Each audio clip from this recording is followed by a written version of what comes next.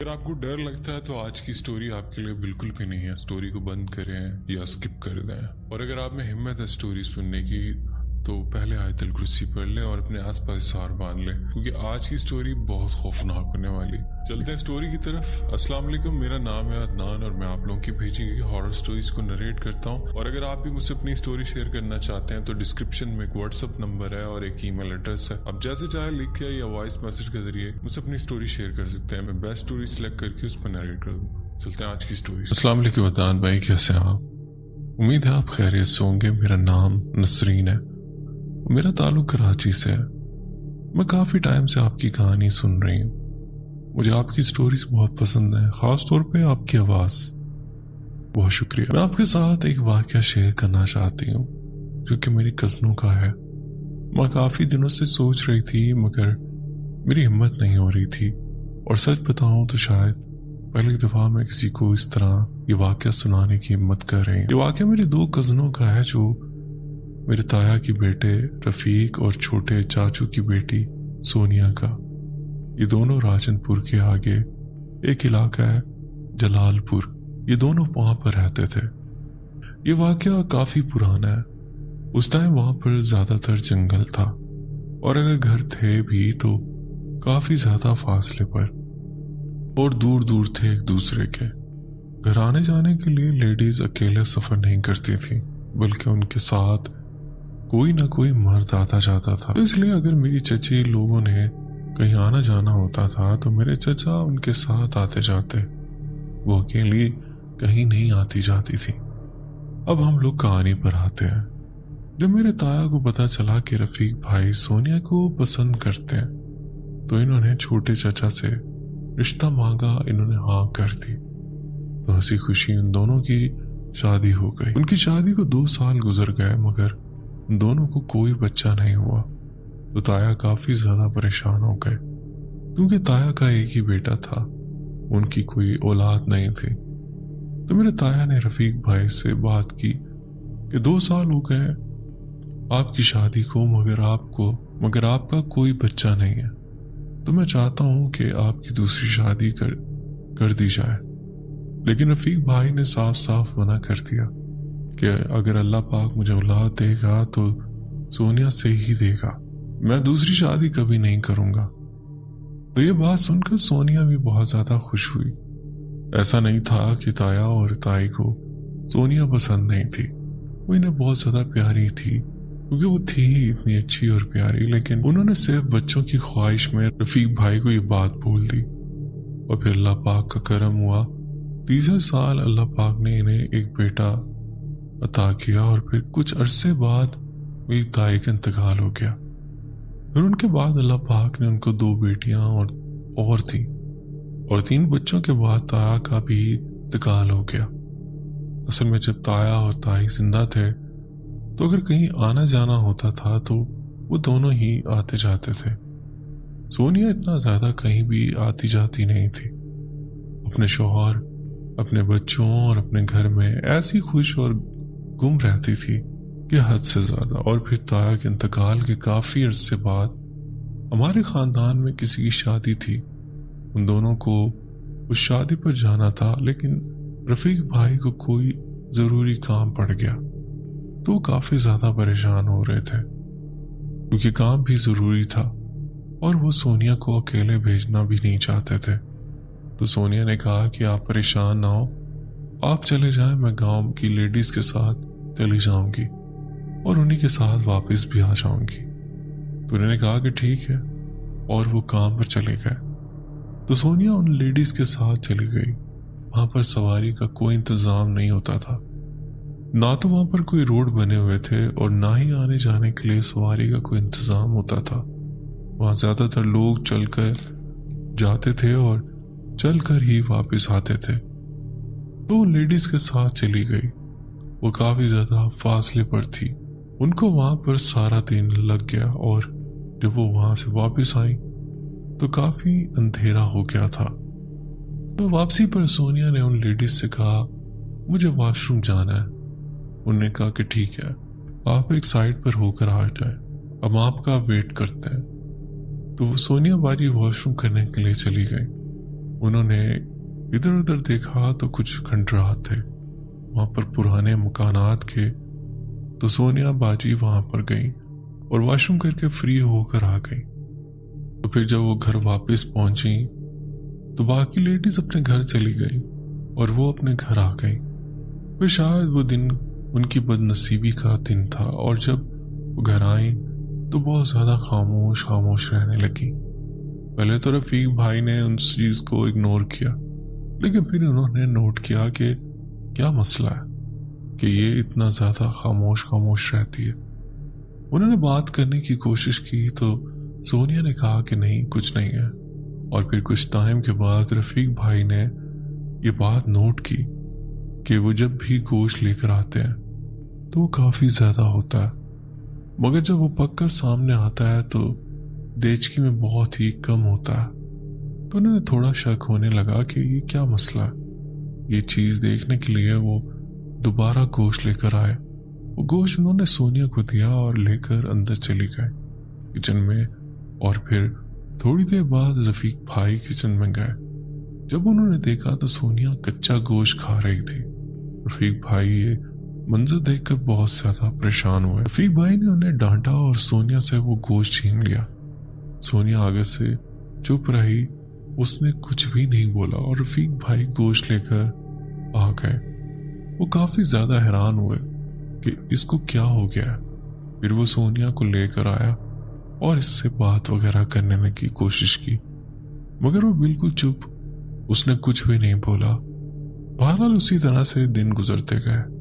انہوں نے کافی عاملوں کو دکھایا لیکن کسی کی کچھ سمجھ میں نہیں آ رہا تھا. پھر اس طرح کرتے کرتے وہ کچھ زیادہ ہی بیمار ہو گئے. مطلب وہ بالکل ہی خاموش ہو گئی. وہ ساری رات سارا دن بالکل بھی نہیں سوتی تھی, بس وہ چارپائی پر خاموش ہو کر بیٹھی رہتی تھی. پھر رفیق بھائی کو کسی نے ایک عامل کا پتہ بتایا, انہیں لے کر آئے. جب انہوں نے دم وغیرہ کیا تو پھر انہوں نے بتایا کہ یہ کہیں پر تیار ہو کر گئی تھی اور یہ کہیں کھنڈرات میں گئی ہے واش روم وغیرہ کے لیے, تو وہاں سے اس کو یہ مسئلہ ہو گیا. رفیق بھائی بہت پریشان ہوئے کیونکہ ان کی زندگی کی سب سے بڑی خوشی ہی سونیا تھی جو اس طرح سے بیمار ہو کر عجیب کنڈیشن میں آ گئی تھی. حیرت نانوی ایسے کرتے کرتے سونیا پوری دنیا سے ہی بیگانی ہو گئی. وہ کسی سے بات نہیں کرتی تھی. وہ دونوں میاں بیوی چائے کے بہت زیادہ شوقین تھے. تو صبح اٹھ کر چائے بناتے اور کہتے کہ سونیا اٹھ جاؤ, میں نے چائے بنا لی ہے. وہ فوراً اٹھ کر آ جاتی تھی اور چائے وغیرہ پی لیتی تھی. لیکن انہیں بیمار ہوئے اب 1.5 سال گزر چکا تھا. وہ 2 دن تک کھانا نہیں کھاتی تھی, پانی نہیں پیتی تھی. وہ انہیں کھانا وغیرہ دیتے رہتے تھے. اس کا دل کرتا تھا تو کھانا لیتی تھی یا پھر وہ وہیں پڑا ٹھنڈا ہو جاتا تھا. وہ پانی دیتے تھے تو دل کرتا تھا تو پی لیتی تھی, ورنہ 2 دن تک پانی بھی نہیں پیتی تھی. اس طرح اس کی کنڈیشن ہو گئی تھی. وہ بہت زیادہ کمزور ہو گئی تھی مگر اب وہ سوتی بھی نہیں تھی. رفیق بھائی کی اب بھی یہی روٹین تھی کہ وہ صبح اٹھ کر چائے بناتے تھے اور آواز دے کر کہتے تھے کہ سونیا اٹھ جاؤ, میں نے چائے بنا لی ہے. لیکن وہ اسے بتاتے نہیں تھے کہ چائے کا کپ کہاں رکھا ہے. وہ خاموشی سے اٹھ کر آتی تھی کچن میں اور اسے پتہ چل جاتا تھا کہ کپ کہاں پر ہے اور وہ اٹھا کر چائے پی لیتی تھی. رفیق بھائی نے بہت کوشش کی, بہت عاملوں کو دکھایا, بہت ساری جگہوں سے حساب کروایا لیکن اسے کوئی فرق نہیں پڑا. اس طرح کرتے کرتے 2 سال گزر گئے. رفیق بھائی اور سونیا میری امی سے بہت زیادہ پیار کرتے تھے. وہ میری ماں کو اپنی ماں کی طرح مانتے تھے. میری امی بھی ان دونوں سے بہت زیادہ پیار کرتی تھی. اور جب میری امی کا وہاں پر چکر لگا اور جب انہوں نے یہ سب دیکھا تو میری امی بھی کافی پریشان ہوئی. میری امی نے رفیق بھائی سے کہا کہ آپ سونیا کو میرے گھر کراچی پہنچا دیں, میں بھی ایک کوشش کرنا چاہتی ہوں, کیا پتا اللہ پاک کی کوئی وسیلہ بنا دے, اس کو کہیں سے شفا مل جائے. تو رفیق بھائی نے سونیا کو لے کر امی کے ساتھ یہاں پر کراچی آ گئے اور سونیا باجی کو ہمارے گھر چھوڑ کر خود واپس چلے گئے کیونکہ پیچھے ان کے بچے تھے, ان کو بھی سنبھالنا اور دیکھنا تھا. یہاں پر امی نے سونیا باجی کی بہت زیادہ خدمت کی۔ یہاں پر میں آپ کو ایک بات بتاتی چلوں کہ میری امی نے اپنی جوانی میں نماز شروع کی تھی اور نماز کی بہت زیادہ پابند تھی۔ نماز قرآن پاک کی تلاوت اور اذکار وہ بہت زیادہ کرتی تھی۔ نماز قرآن پاک کی تلاوت اور اذکار وہ بہت زیادہ کرتی تھی۔ سونیا کو ہمارے گھر آئے ہوئے ایک ہفتہ گزر چکا تھا، مگر سونیا کی وہی روٹین تھی کہ وہ خاموش ہو کر چارپائی پہ بیٹھی رہتی تھی، بالکل خاموش ہو کے، نہ کسی سے کوئی بات کرنا، نہ ہلنا، نہ چلنا، نہ ہی کچھ کھانے پینے کے لیے بولنا۔ اور اس طرح تقریباً ایک ہفتہ گزر گیا۔ پھر امی نے کہیں سے معلوم کیا اور کسی عامل کو دکھایا۔ پھر میں اور امی سونیا باجی کو عامل کے پاس لے کر گئے تو اس ٹائم پر انہوں نے بہت زیادہ ضد کی تھی۔ وہ بولتی تو نہیں تھی لیکن اپنے ہاتھ پاؤں اکڑا لیتی تھی، اور پتہ نہیں اس ٹائم ان میں اتنی طاقت کہاں سے آ جاتی تھی۔ وہ اپنے ہاتھ چھڑوا لیتی تھی اور ان کا بہیو بہت زیادہ عجیب ہو جاتا تھا۔ بہرحال جیسے تیسے کر کے ہم اس کو وہاں پر لے گئے اور بابا جی نے اس کو دیکھا، دم وغیرہ کیا، اور انہوں نے کچھ پوڑیوں میں راکھ وغیرہ دی اور کچھ کیلوں پر عمل وغیرہ کر کے ان پہ دم کر کے وہ دی۔ انہوں نے کہا کہ روزانہ سحر اور مغرب کے دوران یہ راکھ ان کو پانی میں ڈال کر پلانی ہے، اور یہ جو کیلے ہیں روزانہ ایک کیل اٹھا کے سر سے شروع کرنا ہے، جیسے ہم کسی چیز کو کاٹ رہے ہیں اس طرح سے اشارہ کر کے سر سے شروع کرنا ہے اور سیدھا پاؤں کے انگوٹھے تک، اور پھر دوبارہ سر سے شروع کرنا ہے اور الٹے پاؤں کے انگوٹھے تک 2 دفعہ فرنٹ سے اور 2 دفعہ بیک سے، اس طرح کرنا ہے۔ تو خیر ہم لوگ یہ عمل کرتے رہے، تقریباً ہمیں 5 دن ہو گئے تھے یہ عمل کرتے ہوئے۔ وہ زیادہ تر بیٹھی رہتی تھی، کوئی بھی انہیں اٹھتے ہوئے نہیں دیکھتا تھا، لیکن وہ ایک دم سے اٹھ کر کسی کو پیچھے سے آ کر پکڑ لیتی تھی، صرف اسے ڈرانے کے لیے۔ اور جب اس بندے نے چیخ کر پلٹ کر پیچھے دیکھنا تو وہ عجیب طرح سے مسکراہٹ دے کر بھاگتی تھی، ایسا لگتا تھا جیسے اس کو کچھ بھی نہیں ہے۔ وہ اس طرح سے دوڑتی تھی اور پھر وہ جا کر اپنی چارپائی پر بیٹھ جاتی تھی۔ اب وہ مسلسل یہ چیزیں کرنے لگی تھی، لیکن میلز کے ساتھ وہ یہ حرکتیں نہیں کرتی تھی کیونکہ وہ ان سے ڈرتی تھی، اور امی کے ساتھ بھی وہ ایسی حرکتیں نہیں کرتی تھی، شاید وہ اس سے بھی ڈرتی تھی۔ امی کی ہمت دیکھ کر میرے اندر بھی کافی زیادہ ہمت آ گئی تھی۔ میری 2 چھوٹی بہنیں تھیں، انہیں اس طرح سے ڈرانا۔ میری 2 بڑی بہنیں تھیں جو شادی شدہ تھیں اور دوسری گلی میں رہتی تھی، وہ بھی ہمارے گھر آتی رہتی تھی، تو ان کو بھی ایک دم سے آ کر گلے لگا لینا بیک سائڈ سے، تو ایک دم سے ان کی چیخ نکل جاتی تھی۔ ویسے بھی ان کو دیکھ کر سب گھر والے ڈرنے لگے تھے، عجیب طرح کا ماحول بن گیا تھا۔ آپ یوں کہہ لیں اس کی حرکتیں بہت زیادہ عجیب ہو گئی تھیں۔ لیکن عدنان بھائی آپ کو ایک چیز بتاؤں کہ اس پر جو بھی چیز حاوی تھی اور اس نے اس کو جس حالت تک پہنچا دیا تھا، مگر پھر بھی وہ اپنے بچوں سے بہت زیادہ پیار کرتی تھی۔ وہ پنجاب میں بھی اس بیماری کے دوران اپنے بچوں کو کچھ نہیں کہتی تھی۔ ان 2 سالوں کے درمیان جب وہ پنجاب میں تھی تو اللہ نے ان کو ایک اور بیٹی بھی دے دی تھی۔ اب اس کی 3 بیٹیاں اور 1 بیٹا تھا، لیکن وہ اپنے بچوں سے بہت زیادہ پیار کرتی تھی، حد سے بھی زیادہ۔ اور ہمارے گھر آنے کے بعد بھی اس طرح سے ہوتا تھا جیسا کہ صحن میں میرے بھتیجے بھانجے جو کھیلتے تھے، ویسے تو وہ کوئی رسپانس نہیں دیتی تھی، لیکن جب ان بچوں کو کھیلتے ہوئے دیکھتی تھی تو عجیب سی مسکراہٹ کے ساتھ ان کو دیکھتی تھی۔ اور جہاں تک مجھے محسوس ہوتا تھا کہ بچوں کو اس طرح سے اس کے اندر جو مخلوق تھی وہ نہیں دیکھتی تھی، بلکہ وہ اس کے اندر کی ممتا دیکھتی تھی، کیونکہ وہ اپنے گھر اور بچوں سے بہت پیار کرتی تھی۔ خیر اسی طرح سے ہونے لگا، اور وقفے وقفے سے ہر ایک کو ڈرانا، عجیب عجیب حرکتیں کرنا۔ اور پھر ایک دن تو ایسا ہوا، کیونکہ گرمیاں تھیں اور ہم لوگ باہر چارپائیوں پہ بھائی سو رہے تھے۔ میرا ایک بھائی شادی شدہ تھا اور 2 کنوارے تھے، تو وہیں پر ایک سائڈ پر اس کی بھی چارپائی تھی۔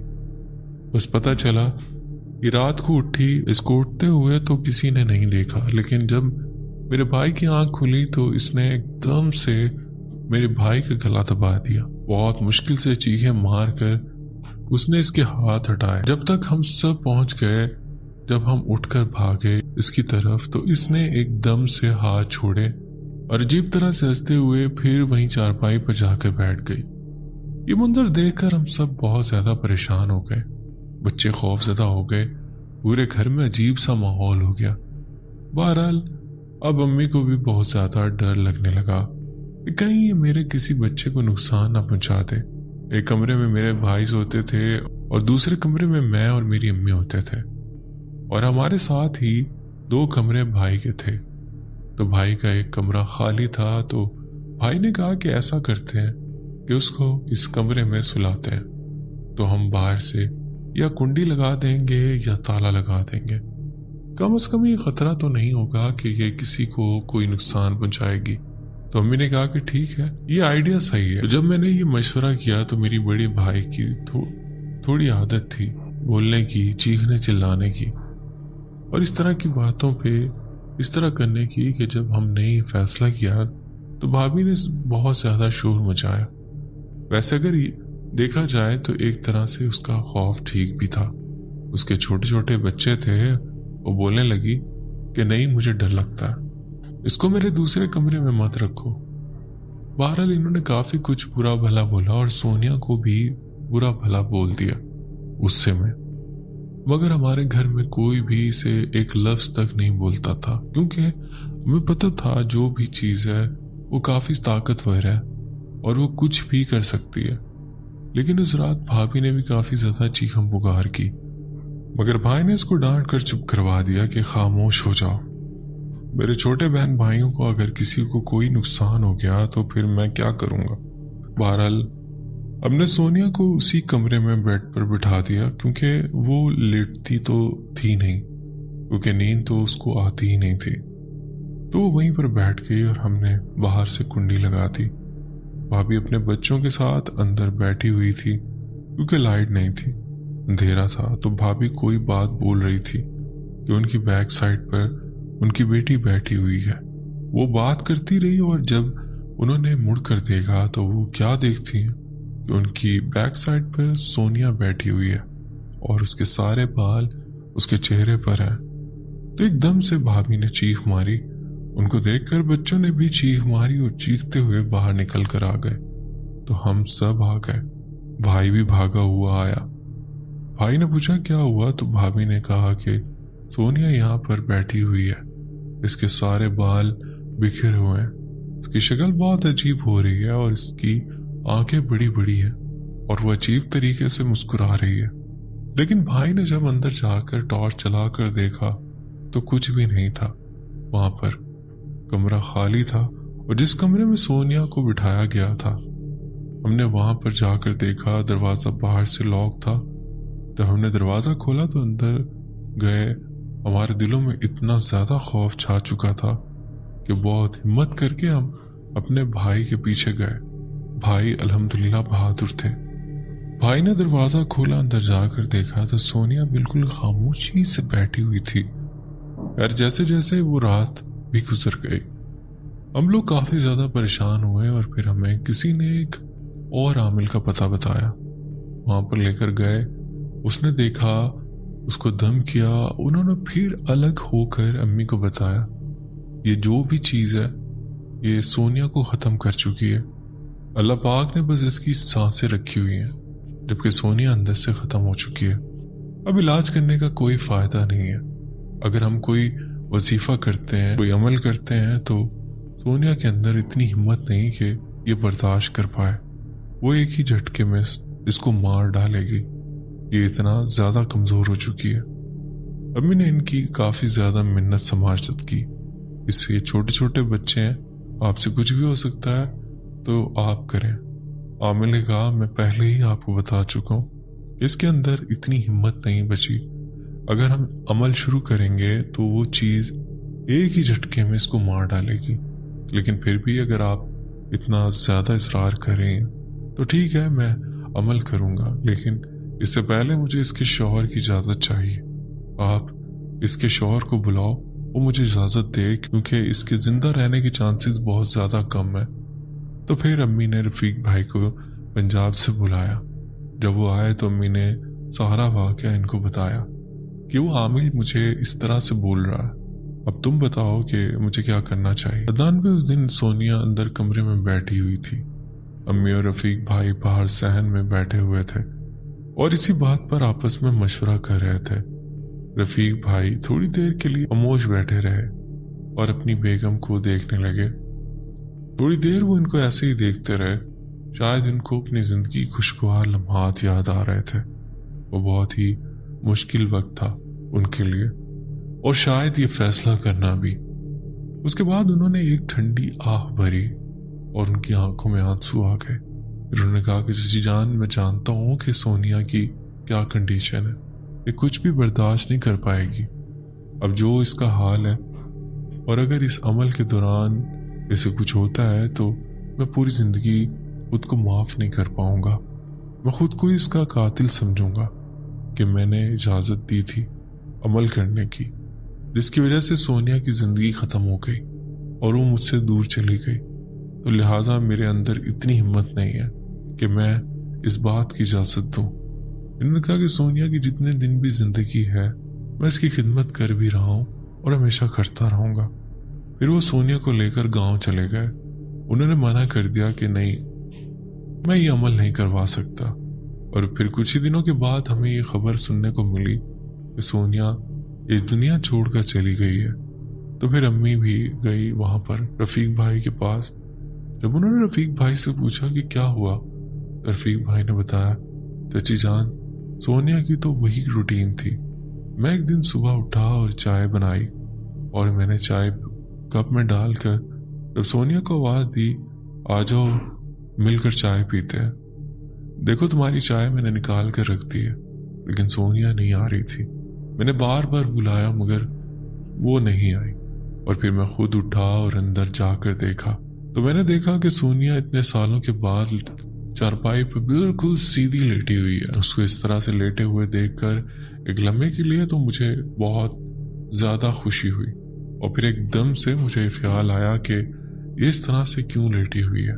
پھر میں اس کے قریب گیا، میں نے اس کو آواز دی مگر سونیا اس دنیا سے جا چکی تھی اور اس سے زیادہ وہ بات نہیں کر پائی۔ وہ امی کے سامنے نہیں روئے، بس وہ بتا رہے تھے کہ یہ سب ہوا۔ امی کافی زیادہ وہاں پر رکی، لیکن رفیق بھائی نہ روتے تھے، بس خاموش رہتے تھے۔ اپنے بچوں کی کافی دیکھ بھال اور کیئر کرتے تھے، لیکن امی بار بار ان سے پوچھتی رہتی کہ رفیق کوئی بات مجھ سے شیئر کرو، لیکن وہ ایک ٹھنڈی آہ بھرتے اور کہتے کہ چچی میں کیا شیئر کروں، میرے جینے کا مقصد ہی ختم ہو گیا۔ اور پھر امی کچھ دنوں کے بعد واپس کراچی آ گئی، اور پھر رفیق بھائی کو جگر کا کوئی مسئلہ ہوا اور 1 سال کے بعد وہ بھی اللہ کو پیارے ہو گئے۔ وہاں پر ہمارے کزن وغیرہ سب یہی بولتے تھے کہ ان کا جگر کا کوئی مسئلہ نہیں ہوا، لیکن ان کے جگر کا کوئی مسئلہ ہو گیا تھا۔ لیکن میری امی کہتی تھی کہ نہیں، اس کو کچھ نہیں تھا، بس سونیا کی موت نے اسے اندر سے ختم کر دیا تھا۔ یہ تھی میرے کزن کی کہانی۔ اگر آپ کو اچھی لگے تو اپنے لسنرز کے ساتھ شیئر کریے گا۔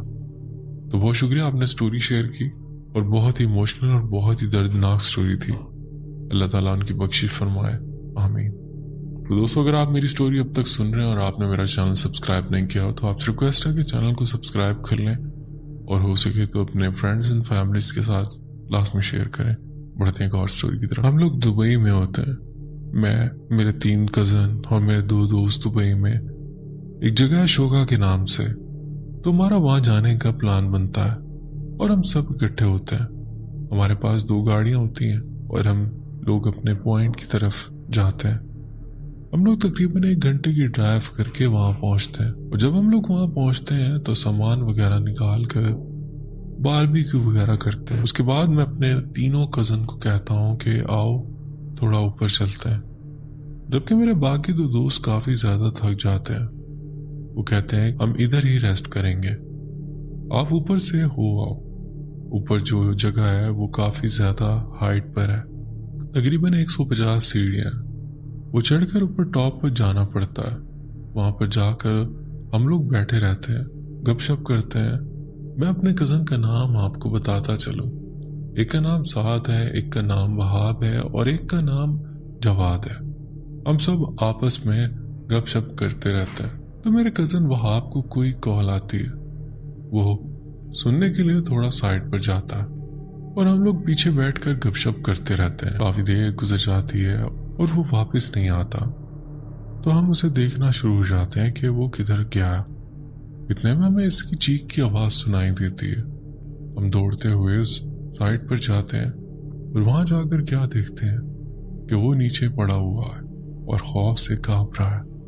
तो वो अपने हाथ से दूसरी साइड पर इशारा करता है। तो जब हम सब मुड़कर देखते हैं तो क्या देखते हैं कि अदनान भाई औरत खड़ी है जिसने ऊपर से लेकर नीचे तक वाइट कपड़े पहने हुए हैं। उसके बाल भी वाइट हैं, उसकी आंखें रेड होती हैं और इसके दांत बहुत ही खौफनाक होते हैं। मंजर बहुत ही खौफनाक होता है और हम सब बहुत ज्यादा डर जाते हैं। तो हम जल्दी से अपने कज़न को उठाते हैं और इसे अपने साथ नीचे लेकर आते हैं। जैसा कि मैंने आपको पहले बताया, वहां पर 150 सीढ़ियां थी। हम तेजी से वो सीढ़ियां नीचे उतरते हैं। इतने में हम रोड पर आते हैं और वहां पर जो स्ट्रीट लाइट लगी होती है वो ब्लिंक होने लगती है। कभी बंद होती हैं और कभी ऑन और फिर मुकम्मल बंद हो जाती है। वहां पर बहुत ज्यादा खौफ होता है। वहां पर हर तरफ सन्नाटा होता है। इतने में हम लोग पीछे देखते हैं तो वो औरत ऊपर से नीचे आ रही होती है बहुत तेजी से। उसे देखकर हम फिर से डर जाते हैं और फिर हम स्पीड में वहां से निकलते हैं। हम वहां से भागना शुरू हो जाते हैं और जहां पर हमारे दोस्त होते हैं हम उनके पास आ जाते हैं। वो हमें इतना ज्यादा खौफजदा देखकर खुद भी डर जाते हैं। उस टाइम इतना वक्त नहीं होता कि हम उन्हें पूरी बात बता सकें। हम उनसे बस इतना ही कहते हैं कि आप लोग फौरन यहाँ से उठे और हम चलते हैं। मैं आपको बताता चलूं कि इस जगह पर बहुत ज्यादा लोग आते हैं, लेकिन जिस दिन हम गए थे उस दिन वहां पर कोई भी नहीं आया हुआ था। हम अकेले थे वहां पर और वहां पर बहुत ज्यादा खौफ महसूस हो रहा था, इतना ज्यादा कि आप सोच भी नहीं सकते। और फिर हम अपने दोस्तों से कहते हैं कि आप लोग फौरन उठें। फिर हम जाकर अपनी गाड़ी स्टार्ट करते हैं, लेकिन गाड़ी स्टार्ट नहीं होती। इतने में हम देखते हैं कि ये वो औरत सामने से आ रही होती है। तो मैं अपने कज़न को बोलता हूँ कि गाड़ी स्टार्ट करो, क्या कर रहे हो? और वो कहता है कि मैं कर रहा हूँ, लेकिन गाड़ी स्टार्ट नहीं हो रही। और फिर 2 से 3 बार कोशिश करने पर गाड़ी स्टार्ट हो जाती है। तो हम लोग वहां से गाड़ी भगा देते हैं और जैसे ही हम लोग रोड चढ़ते हैं तो गाड़ी के पीछे से आवाज आना शुरू हो जाती है। ऐसा लग रहा होता है जैसे कोई गाड़ी पर पत्थर मार रहा है, क्योंकि मैं पिछली सीट पर बैठा होता हूँ। तो मैं देखता हूँ कि वो औरत गाड़ी के पीछे आ रही होती है, जहाँ पर वो जगह है जिधर हम गए थे। हम उसी रोड पर होते हैं। वहां पर बार बार कोई हमारी गाड़ी को हिट कर रहा होता है और फिर हम अल्लाह अल्लाह करके मेन रोड पर पहुंच जाते हैं। लेकिन वहां पर थोड़ी बहुत ट्रैफिक होती है और वहां जाकर हमें थोड़ा सुकून मिलता है। इधर हम पीछे मुड़कर देखते हैं तो वहां पर कोई भी नहीं होता और हम फिर वापस 1 घंटे की ड्राइव करके रूम में जाते हैं। और फिर 2 दिन तक हम चारों कजन्स को बहुत तेज बुखार होता है। ये हमारे दोस्तों को पता ही नहीं था। और फिर तीसरे दिन उठकर जाकर हम दोस्तों से मिलते हैं और उनको जाकर सारा वाकया बताते हैं कि उस दिन ये हुआ था। वहां पर हम आपको पूरी बात नहीं बता सकते थे कि आप लोग भी डर जाओगे। तो मैं उम्मीद करता हूँ आपको मेरी ये छोटी सी स्टोरी पसंद आई होगी और अपने चैनल पर लास्ट में शेयर करेंगे। वो शुक्रिया, आपने स्टोरी शेयर की। बढ़ते हैं एक और स्टोरी की तरफ। मैं किसी वजह से आइडेंटिटी आपके साथ शो नहीं कर सकता। कहानी कुछ इस तरह से है कि मेरा एक दोस्त है, उसकी गर्लफ्रेंड थी और उन दोनों की आपस में लड़ाई चल रही थी। तो इसी लड़ाई के दौरान उस लड़की की डेथ हो जाती है और उसकी डेथ के बाद वो खुद को ब्लेम करता रहता है कि मेरे लड़ने की वजह से वो बीमार हुई और फिर उसकी डेथ हो गई। मतलब काफी ज्यादा सदमे में जा चुका था। उस लड़की की डेथ के बाद वो इसके जनाजे में गया, जनाजे में शिरकत की और फिर ठीक उससे अगले दिन ऐसा होना शुरू हो गया कि जब वो अपने कमरे में सोता था तो उसके घर से कब्रिस्तान तकरीबन 2 किलोमीटर के फासले पर है। रात को जब वो सो रहा होता था तो उसको आवाज आती थी, आजा आजा तू। अदनान भाई पता नहीं क्या होता था, वो इस आवाज के पीछे पीछे कब्रिस्तान चला जाता था। रात के 3 बजे एक बार नहीं, न जाने कितनी बार ऐसा हुआ कि वो रात के 3 बजे उठकर कब्रिस्तान गया। अगर तो इसे किसी ने देख लिया या नोटिस किया है कि वो घर पर नहीं है तो वो ढूंढ ढूंढ कर पागल हो जाते थे, इसके पीछे जाते थे और वो इन्हें कब्रिस्तान में मिलता था उसकी कब्र के ऊपर, और फिर वो इसे घर लेकर आते थे। कई बार तो ऐसा भी हुआ कि हम दोनों इकट्ठे सुबह नाश्ता करने के लिए जाते थे। जब मैंने सुबह 5-6 बजे मैंने उसे इसके घर से लेने जाना तो मैंने जब देखना कि वो घर भी नहीं है और कहीं भी नहीं है तो कब्रिस्तान बिल्कुल रास्ते में आता है। जब मैंने जाकर देखना तो वो कब्र के पास बैठा होता था, बिल्कुल खामोशी से, कोई हरकत नहीं, कोई बात नहीं। फ्रेंड की डेथ के बारे में हम सिर्फ 4 लोगों को पता था, एक वो खुद, एक मैं और 2 उसके और दोस्त जिन्हें मैं नहीं जानता था। तो उसके साथ ऐसा होता है कि वो लड़की उनको दिखाई देती थी, तो उन दोनों ने इससे बात शेयर की कि इस तरह वो लड़की हमें दिखाई देती है, लेकिन पता नहीं तब तक देर हो चुकी थी या क्या। वो दोनों जवान थे, 21-22 साल उनकी उम्र थी। तो हादसाती तौर पर उन दोनों लड़कों की डेथ हो जाती है, एक को करंट लगता है और दूसरे का एक्सीडेंट हो जाता है सेम रोड पर। तो अब 2 की डेथ हो चुकी थी और तीसरा मैं था, जिसे पता था कि उसका आपस में इस तरह का कोई सीन था और इनकी आपस में लड़ाई हुई थी, जिसके बाद इस लड़की की डेथ हो गई थी। अदनान भाई, अब होता कुछ इस तरह है कि मैं जब भी इस इलाके में जाता था तो मैं जिस रास्ते से जाता था उसके साथ ही एक गंदा नाला था और उसके बिल्कुल साथ ही कब्रिस्तान था। मतलब आप कह सकते हैं कि सिर्फ एक ही गली के फासले पर। तो अदनान भाई, मेरे साथ कुछ इस तरह से होता है कि जब भी मैं उस गली का टर्न लेता था, एक बार नहीं कम से कम 20 दिन मुसलसल मेरे साथ ही सीन चला है। जैसे ही मैं उस गली का टर्न लेता, मुझे बहुत ही स्ट्रॉन्ग वाली फीलिंग्स आनी कि मेरे बाइक पर कोई बैठ गया है। पहले तो मैं बहुत ज्यादा डर जाता था, फिर 1-2 बार मैंने हिम्मत करके थोड़ी सी आंख पीछे करके देखा तो मैं क्या देखता हूँ कि एक लड़की है जो मेरी बाइक पर बैठी हुई है। उसने वाइट और रेड कलर के दुल्हन वाला लिबास पहना हुआ है और वो बिल्कुल एक दुल्हन के जैसी तैयार हुई है। अदनान भाई, मैं उस चीज से बहुत ज्यादा डर गया और मैंने उस तरफ जाना बहुत ही कम कर दिया, क्योंकि मेरे दोस्त इस तरफ रहते थे तो ज्यादा तो हफ्ते में 1 बार मुझे उस तरफ जाना पड़ता था। लेकिन जब भी मैं उधर से जाता था तो बस वो एक टर्न लेने की देर होती थी, ऐसी फील होता था जैसे कोई पीछे बैठ गया। तो नाथ भाई, जिस लड़की की वो गर्लफ्रेंड थी, मैंने उससे बात की, इस तरह से ऐसे बात है तो मुझे कुछ समझ नहीं आ रही, ये मेरे साथ क्या सीन चल रहा है। तो उसने मुझे बोला कि तुमने मुझे पहले क्यों नहीं बताया इस चीज का। तो मैं सोच में पड़ गया कि क्या कह रहा है। तो उसने मुझे बोला कि अच्छा ठीक है, आज के बाद तुम्हारे साथ ऐसा कोई सीन नहीं होगा। दान भाई, मैं बहुत ज्यादा हैरान हुआ कि ये इतने यकीन से कैसे कह सकता हूँ कि आज के बाद मेरे साथ ऐसा नहीं होगा। तो वो कहता मैं इससे रिक्वेस्ट करूंगा। तो जिस रात मैंने उससे ये बात शेयर की, वो उसी रात दोबारा कब्रिस्तान गया। मुझे नहीं पता था कि वो आज रात ही हरकत करेगा। तो ना भाई, वो कब्रिस्तान जाता है और पता नहीं वहां जाकर उससे क्या बात करता है और क्या नहीं।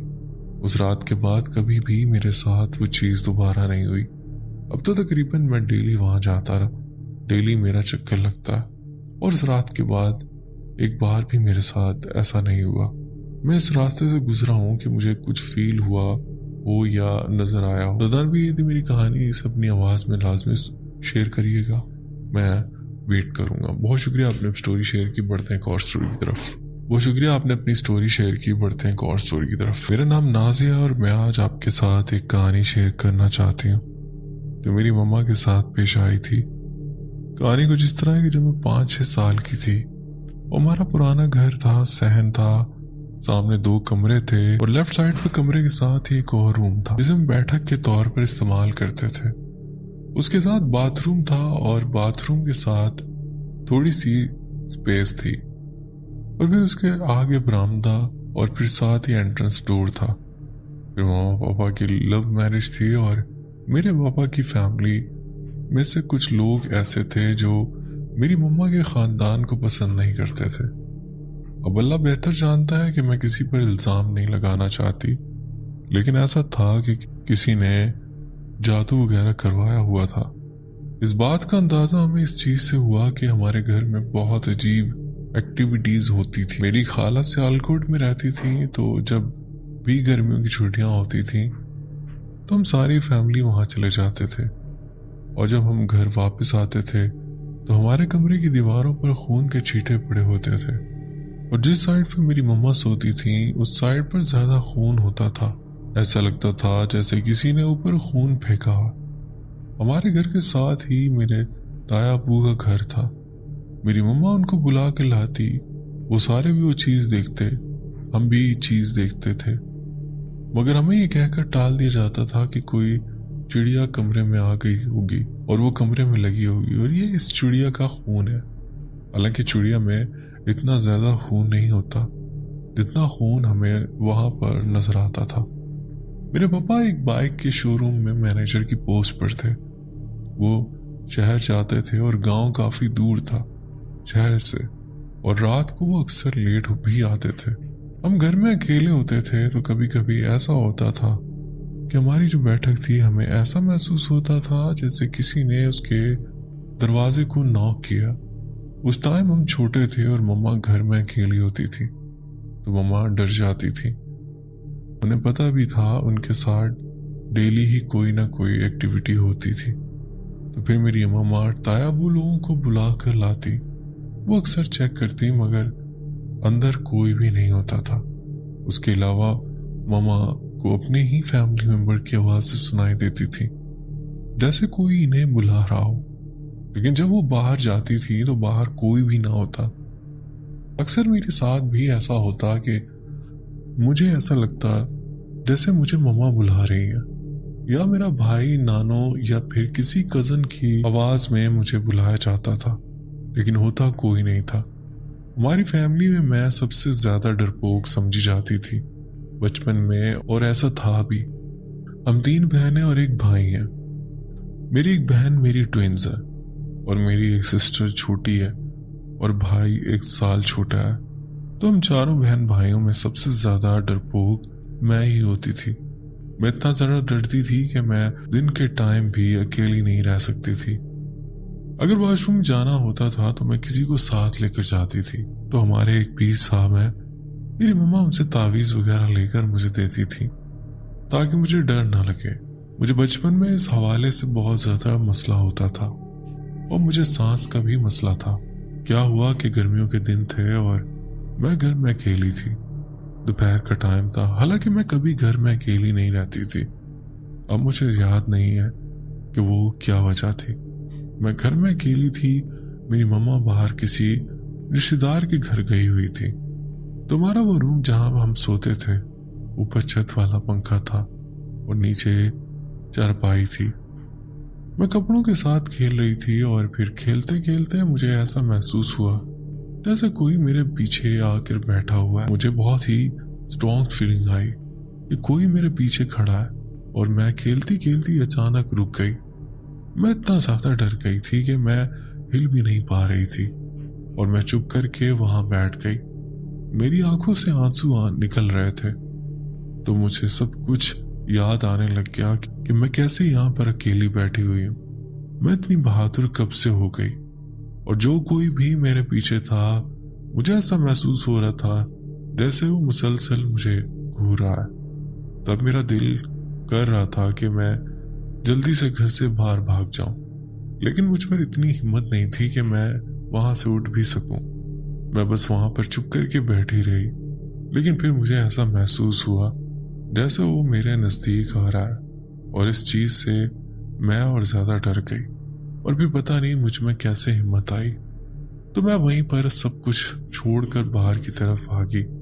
इस टाइम मैं भाग भी रही थी, मुझे ऐसा फील हो रहा था जैसे कोई मेरे पीछे दौड़ रहा है मुझे पकड़ने के लिए, और मुझे ऐसा लग रहा था कि अगर मैं एक सेकंड के लिए भी रुकी तो वो मुझे पकड़ लेगा। तो ऐसे ही भागते हुए जब मैं घर से बाहर निकली, मैं चीख रही थी और साथ ऊंचा ऊंचा रो रही थी। हमारे घर के सामने भी मेरे ताया अब्बू का घर था, राइट साइड पर भी ताया अब्बू का घर था और लेफ्ट साइड पर गली थी और उसके साथ घर थे। तो मैं रोते हुए घर से बाहर निकल कर आ गई। उनके घरों में भी बस औरतें ही थी, तो वो बाहर आ गई और उन्होंने मुझे गले लगाया। मैं बहुत ज़्यादा डर गई, फिर उन्होंने मुझे चुप करवाया। मैं अपने घर में नहीं गई। जब मम्मा लोग आए तो मैं उनके साथ घर आई। उसी तरह से अदनान भी रात को जब मैं सोई होती थी तो मुझे ऐसा महसूस होता था जैसे कोई मुझे पाँव से खींचकर चारपाई से नीचे कर रहा है। मतलब मैं आधी चारपाई पर होती थी और मेरी टांगे चारपाई से नीचे, और फिर मैं उठकर सिराने वाली साइड पर जाती थी। और रात को जब मेरी आंख खुलती तो मैं फिर से उसी पोजीशन में होती थी। मेरी मम्मा के साथ बहुत ज़्यादा बुरा होता था कि उनकी तबीयत ख़राब रहने लगी। तो मेरी मम्मा का ये भी कहना था कि रात को जब वो सोई होती थी तो ऐसा लगता था जैसे कोई उनकी चारपाई को ऊपर उठाकर 10 या 11 फुट ऊपर ले जाकर फिर नीचे छोड़ दिया। तो फिर जब मेरी मम्मा को ये महसूस होता तो वो उठ जाती थी। जब वो आसपास देखती तो कोई भी नहीं होता। एक और वाक़या भी मेरे साथ पेश आया। तब शायद छोटी ईद थी और अक्सर ऐसा होता था कि हम ईद के दिन अपने रिश्तेदारों के घर आते जाते हैं ईद मिलने के लिए, एंजॉय करने के लिए। तो तब ये हुआ तो 4-5 का टाइम था। तो मम्मा लोग हमारे रिश्तेदारों के घर जाने लगे थे। तो पापा घर के दरवाजे वगैरह बंद कर रहे थे। 2 रूम्स थे, तो एक रूम में हम लोगों ने फ्रिज वगैरह रखी हुई थी और बाकी सामान वगैरह था। मम्मा का मेकअप भी वहीं पड़ा था। मैं उसी रूम में बैठी हुई थी और मम्मा के मेकअप के साथ खेल रही थी। तो क्या होता है कि पापा लोग दरवाज़ा बंद कर रहे हैं, मुझे सब की आवाज़ें भी आ रही हैं। वो कह रहे थे कि उधर जाना है। उन्होंने मेरे सामने कमरे का दरवाज़ा बंद किया है, लेकिन मैंने उनसे कुछ बोला नहीं कि मैं कमरे में, और ना ही शायद उन्होंने मुझे देखा। और मैंने ये भी नहीं सोचा कि मुझे अकेले डर लगेगा। एक अजीब सी फीलिंग्स थी और मैं चुप करके बैठी रही। तो इसी तरह पापा लोग दरवाजे बंद करके बाहर चले गए और मैं वहां बिल्कुल अकेली थी। पता नहीं मैं वहां पर कितने घंटे अकेली रही। और पापा लोग रात को आए, इन्होंने आकर दरवाजा खोला। मैं तब भी वहीं पर स्टिल बैठी हुई थी, जैसे किसी ने मुझे पोजेस कर लिया हो। मैं हिल भी नहीं पा रही थी, बिल्कुल चुप करके वहां बैठी हुई थी। मम्मा की लिपस्टिक पकड़ी हुई थी और कुछ अपने फेस पर लगाई हुई थी। तो खैर पापा लोग रात को वापस आए। वो लोग परेशान भी थे क्योंकि मैं उनको कहीं भी नहीं मिल रही थी। फिर उन्होंने आकर दरवाज़ा खोला और मुझे बाहर निकाला। वो मुझसे कहने लगे कि जब हम दरवाज़ा बंद कर रहे थे तो हमें नज़र नहीं आ रहा था, आप कैसे यहाँ पर अकेली बैठी रही, आप बाहर क्यों नहीं आई, हमें आवाज़ क्यों नहीं दी। मैंने आगे से कुछ भी नहीं बोला और चुप करके खड़ी रही। इस तरह बहुत सारी एक्टिविटीज़ हुई हैं, लेकिन ज़्यादा एक्टिविटीज़ मेरी मम्मा के साथ हुई हैं। और फिर मैंने अपनी जिस खाला का जिक्र किया था वो सियालकोट रहती हैं, मेरी मम्मा वहाँ गई थी। तो वहाँ पर एक पीर साहब थे, उनसे इलाज वगैरह करवाया। तो उन्होंने बताया कि किसी ने हमारे घर में जादू करवाया हुआ है। उन्होंने मेरी मम्मा को तावीज़ वगैरह दी और अल्लाह का शुक्र है कि इसके बाद कुछ नहीं हुआ। लेकिन इसके बाद जब हम लोगों ने अपना पुराना घर तोड़कर नया घर बनाया, अल्हम्दुलिल्लाह हम लोगों ने अपनी कोठी बनाई है। तो जब फर्स्ट फ्लोर बना था तो वो सीमेंट वगैरह नहीं हुआ था। तो जो फर्स्ट फ्लोर था तो उसमें एक हॉल था।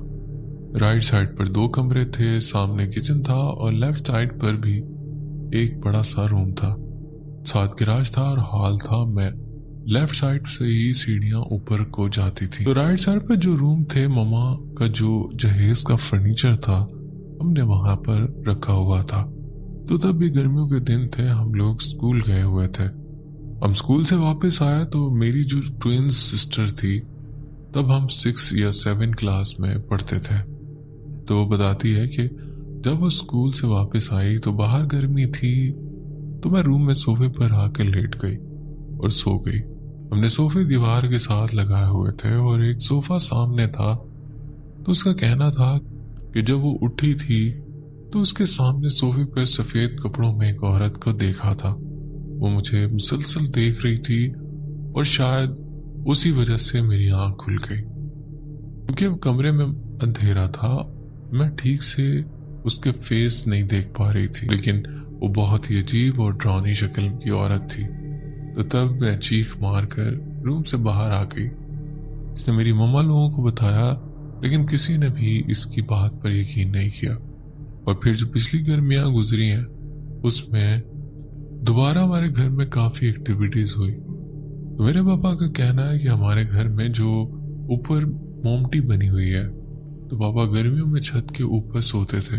تو پاپا کو ایسا فیل ہوتا جیسے کسی عورت نے پائل پہنی ہوئی ہے اور وہ چل رہی ہے.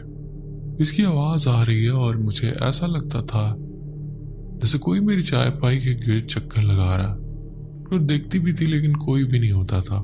تو ایک دن کیا ہوا کہ پاپا ممٹی میں اکیلے بیٹھے ہوئے تھے اور موبائل یوز کر رہے تھے. اچانک سے فین چلنا شروع ہو گیا. تو پاپا نے ویڈیو بھی بنائی اور ہمارے گھر میں جو پیر آتے ہیں ان کو بھی دکھائی اور سب کچھ بتایا کہ ہمارے گھر میں ایسا ہوتا ہے. تو انہوں نے کہا کہ کسی نے شرارت کی ہے, ان کی کہنے کے مطابق تاکہ کوئی جادو کروانے کی کوشش کر رہا ہے, لیکن کامیاب نہیں ہو رہا کیونکہ وہ جو پیر ہیں ان کی دعائیں ہمارے ساتھ ہیں. تو یہ تھی میری کہانی. اگر آپ کو اچھی لگے تو لازمی شیئر کریے گا. تو بہت شکریہ آپ نے اپنی سٹوری ہم سے شیئر کی. آج کی سٹوریز آپ کو پسند آئی ہوں گی. سٹوریز پسند آئی ہوں تو ویڈیو کو لائک کرنا نہ بھولیے گا. اور اگر آپ میرے چینل پہ نئے تو چینل بھی سبسکرائب کر لیں, بیل آئیکن پریس کر کے آل کا نوٹیفیکیشن آن کر لیں. اس سے ہوگا کہ آپ میری یوٹیوب فیملی کا حصہ بن جائیں گے اور میری سٹوریز کے نوٹیفیکیشنز آپ تک پہنچتے رہا کریں گے. اپنا آپ بہت خیال رکھیے گا, دعا میں یاد رکھیے گا. مجھے دے اجازت, ملتے ہیں کسی اور انٹرسٹنگ سٹوری میں. اللہ